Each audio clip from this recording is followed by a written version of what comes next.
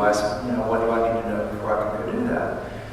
And so the Buddha spent some time talking with him, and then he asked, so, where are you going to go live? And the monk said, well, I'm going to move to this region called Sunaparanta. The Buddha says, oh, those Sunaparanta people, they're very fierce. If they insult you and ridicule you, what will you think? And the monk said, well, if they insult and ridicule me, I will think, oh, these Sunaparanta people are so civilized, very civilized, in that they don't hit me with their fists. And the Buddha says, well, what if they hit you with their fists? Oh, these people from Sunaparanta, they're so civilized, they don't throw clods of dirt at me. And the Buddha says, okay, well, what if they hit you with clods of dirt? You can see where they're going with this, right? And the guy says, oh, these Sunaparanta people, they're very civilized, they don't hit me with sticks. Well, this goes on through sticks and rocks and knives and saws and all these things. And then finally the Buddha gives the monk leave to go. And sure enough, this monk goes to Sunaparanta and he ends up with 1,000 followers among the people there. And he eventually becomes fully enlightened himself. So the Buddha was testing this monk's compassion. He wanted to make sure that he was really prepared to practice compassion all the time, even when his own well-being and security was threatened by people who were sort of deliberately not compassionate.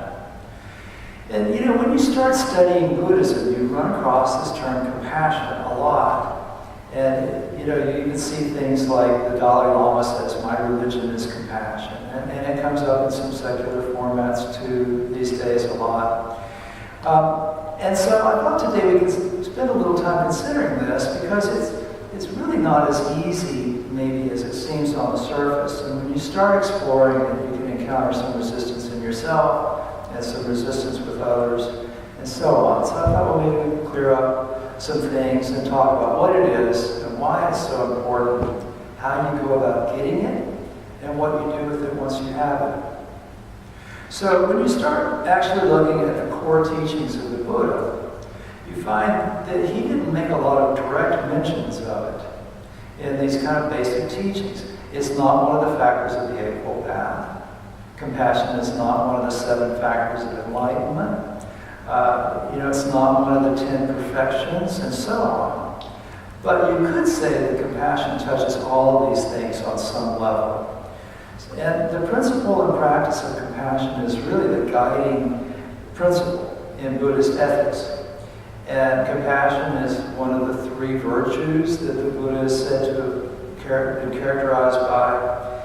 And it's pretty much impossible to consider the ultimate spiritual goal of Buddhism, which is enlightenment, without talking about compassion. So when the Buddha did talk about it directly, he usually put it into this larger context of talking to people about what states of mind they should develop. And for example, he would talk about this in terms of the Brahma Viharas, which are 4 mental states that he said that everybody should cultivate. And they start with metta, that's the first one. And we worked on that this morning. Those of you who were here for the meditation session, we started off with metta bhavana, cultivating this desire for happiness for others. And then compassion is the second one. And then you go on to sympathetic joy and equanimity.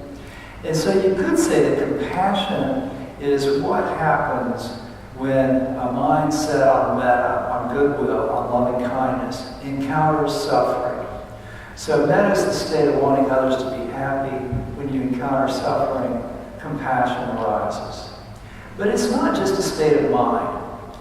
It's a virtue that uproots the desire to harm others. It makes you sensitive to the suffering of others, so that you don't want to do things that would increase their suffering, and you want to do things that would help lessen it.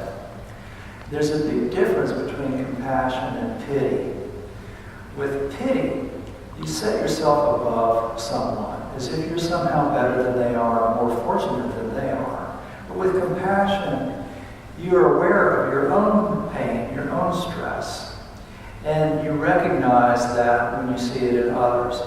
And so when we see ourselves in this greater context of interdependence, then when we see the stress within ourselves, we really discover this imperative to be kind and compassionate to other people. And this is not just a Buddhist thing. You see compassion reflected a lot. Well, there's a movement right now called the Charter for Compassion. There's a lot of religious organizations and other institutions that are signing this charter, which was the brainchild of a woman named Karen Armstrong, who's a former Catholic nun, and she writes a lot of books about religious history and that sort of thing. And she came up with this idea, and the charter points out that the principle of compassion is really at the heart of all religious traditions, and it's embodied in things like the Golden Rule, where we look at treating others the way we want to be treated ourselves. And I kind of like the way the Charter defines compassion. It says that it impels us to work to alleviate the suffering of our fellow creatures, to dethrone ourselves from the center of the world, and to honor the sanctity of everyone, treating everyone with justice, equity, and respect. And that sounds pretty good. It sounds like a good thing to work toward. But you might wonder still, why is that important?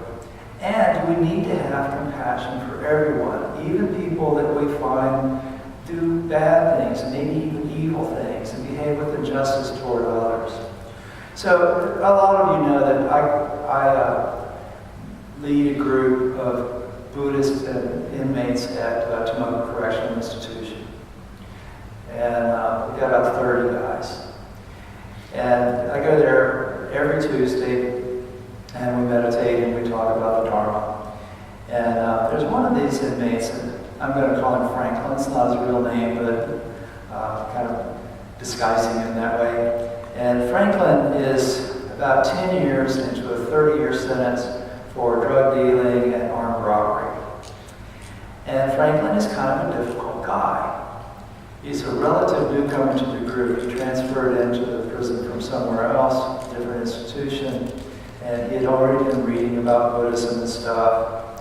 And Tomoka is a medical facility. So if you happen to find yourself incarcerated in a state institution one day, and you can't see very well, or can't hear very well, or you're in a wheelchair, or you're a psychiatric patient, you're likely to end up in Tomoka. And I suspect that old Franklin is a psychiatric patient, but I don't know. But he's an opinionated, argumentative, arrogant guy. And he really has a knack for rubbing people the wrong way.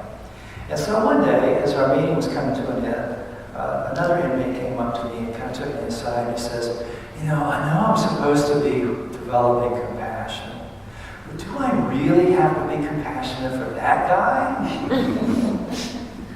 And it's a good question. It'd be very easy to have compassion for people that we like, and much easier.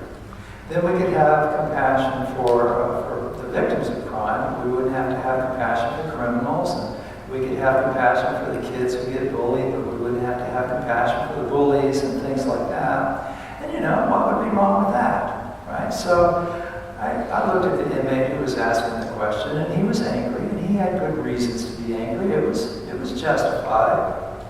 And so I said, no, you don't have to have compassion for him. You don't have to do anything. Do you want peace of mind? And that was pretty much the end of the conversation, because he recognized, he'd been doing this long enough, that he realized that his anger wasn't Franklin's fault, that his anger was a result of his own mental actions. And there was a famous Southeast Asian monk, Ajahn Mun, and one day somebody asked him for a victory protection. These Theravada monks will chant these blessings and protections and things like that. So Ajahn Mun thought for a minute and he said, sure, conquer anger with non-anger. He said, for anybody hoping to achieve victory, that idea is the most important teaching to practice, because all beings share this common desire for happiness and dislike for stress and suffering. And the most effective deterrents to hatred and stress and suffering are things like love and kindness. So when we ask the question, well, why is compassion important? It's because it's the solvent that dissolves anger and anger's hold on our consciousness. So to practice compassion is really to move ourselves closer to spiritual freedom.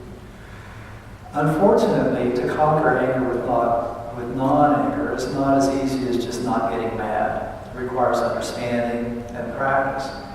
And for somebody like Franklin, that means that you have to recognize that annoying behavior is really the form that his suffering takes. And so once you recognize that, you get a little closer to understanding your own suffering and how you deal with it. There's a 20th century psychologist, Albert Ellis, who equated compassion to what he would call unconditional other acceptance.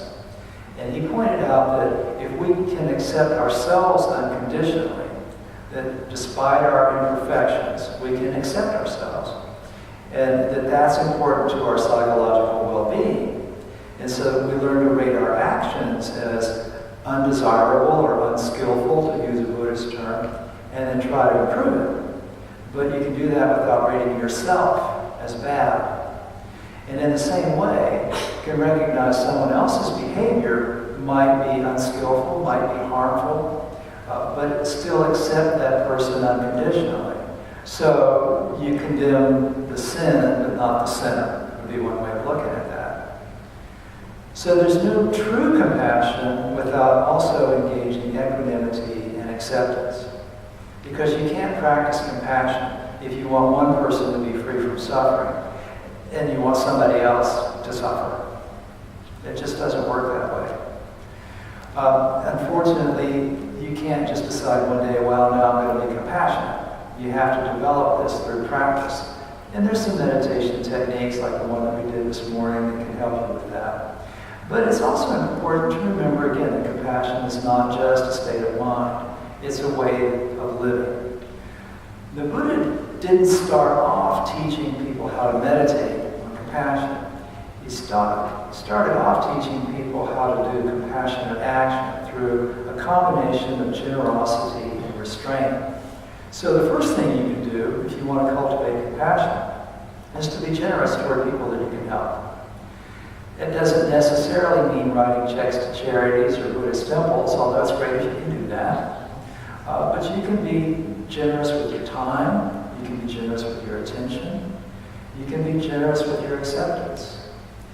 Those are all ways of training your mind to be more open and more compassionate. And then the other thing is when you become a Buddhist, you take these moral precepts. These are vows to restrain your actions so that they're more skillful. So much like meditation retrains your mind so that it doesn't go into harmful areas, you restrain your actions so that your actions are more compassionate toward others.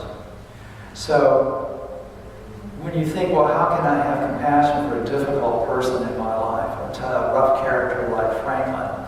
Well, start out by not causing them harm. Avoid physical harm, of course, but also avoid causing harm to your own mind by cultivating anger. So let's say you decided now that you're going to practice compassion and you start to develop more of it. Well, what do you do with it? For a lot of people, compassion turns into kindness toward troublesome people. And for some, it can turn into activism, and activism is a good thing. Ironically, though, sometimes working out of compassion for one group of people can lead to the arising of anger for another person or group. So you have to be careful about that.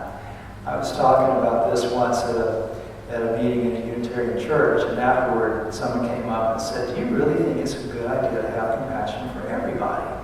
Isn't there such a thing as having too much compassion?"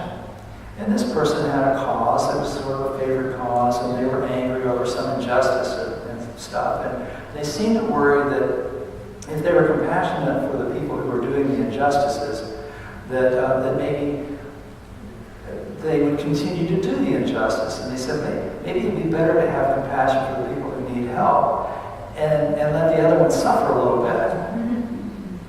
But that conversation reminded me of a story, and so I told him this.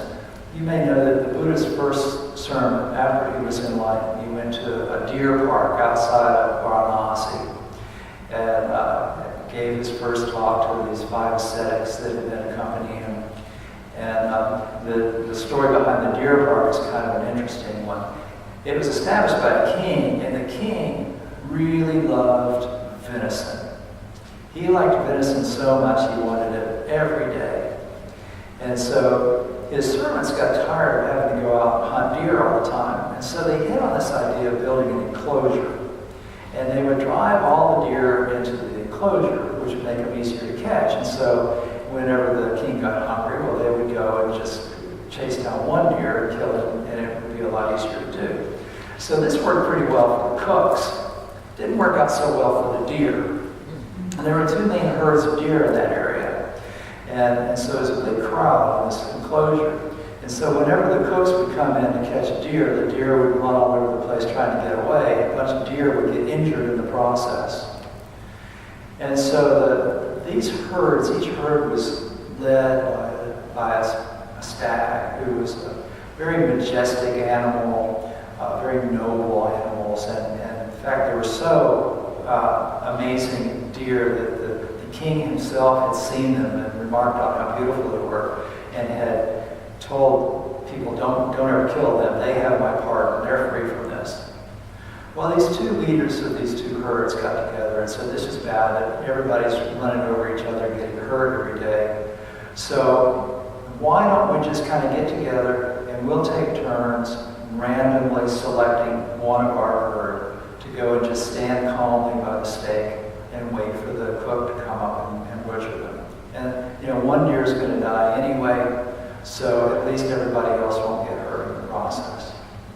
And so they were doing this, and this was kind of working okay until one day, just by luck of the draw, a pregnant female was selected to be the deer that would die. And she was willing to do it, but she went to the leader of her herd, and she said, look, I understand it's my time, and I'm willing to do this, but can't we just wait until after the birth of my offspring? And can't we get somebody else to fill in for me? So they looked around, they tried to get somebody who was willing to sacrifice themselves for her, and couldn't come up with anyone. And so she went to the head of the other herd, a deer named Negroda.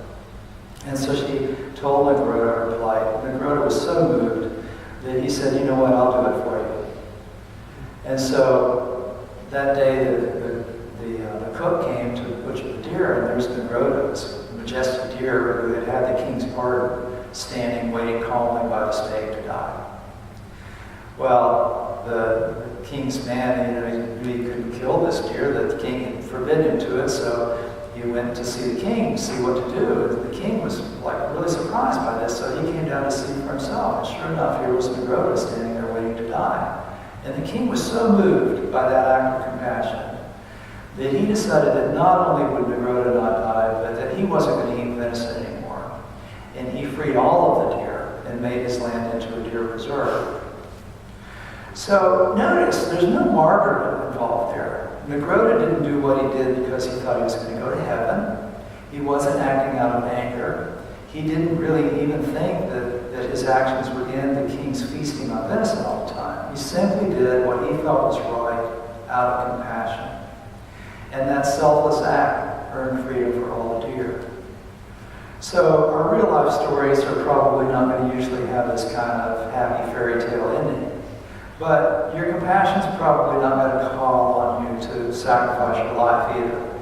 More than likely, you'll just have to sacrifice a little bit of your ego, and you'll actually end up a little bit happier because of doing that.